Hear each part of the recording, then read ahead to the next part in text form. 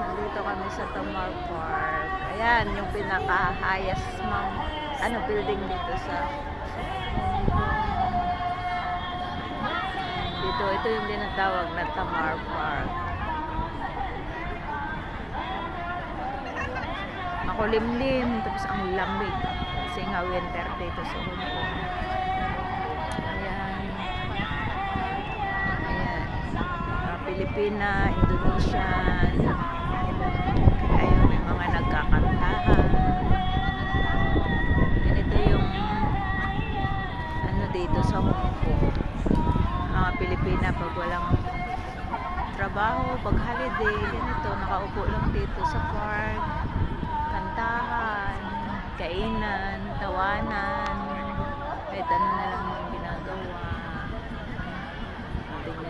Ayan yung building na yan, yung pinaka-highest na building dito sa Hong Kong. Ayun yung doon, may mga Ferris wheel, daming mga gusto mong sumakay, mga ano doon. Maganda yun doon, guys. Diba? Ang lamig, mahangin pa at makulimlim na ambon pa dito, guys. Okay. Happy New Year nga pala sa inyong lahat.